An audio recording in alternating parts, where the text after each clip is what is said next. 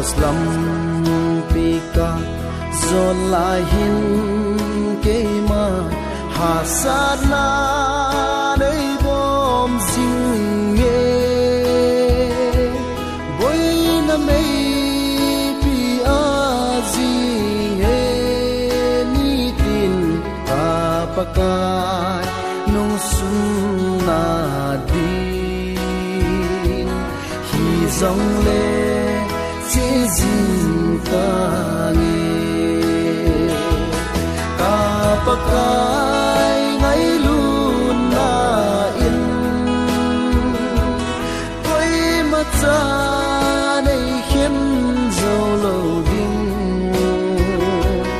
nei se ta ka de le ka ngai da la ka zui dai kisi lo hel di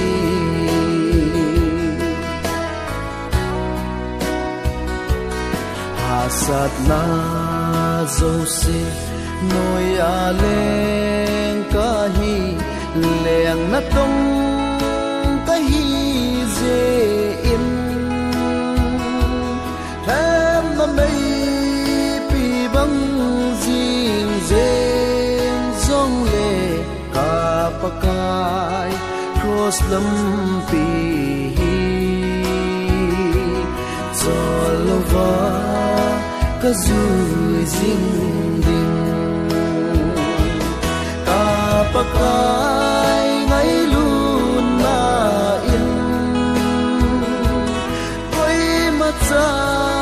nei khen zo lo ding nei se ta ka de le ka ngai da la ka zui dai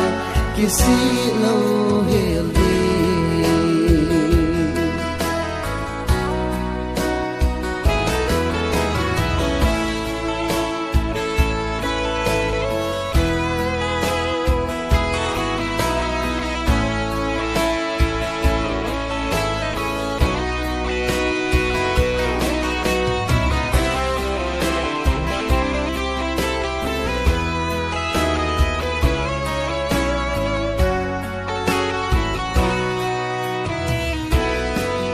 cross lam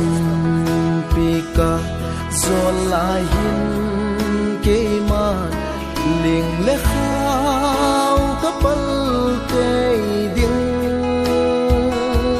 thina pai cham lim zong ka zo ding a khon ni ye ka to ding hi zong le jing ta nge ta pakai ngai lun na in koi ma cha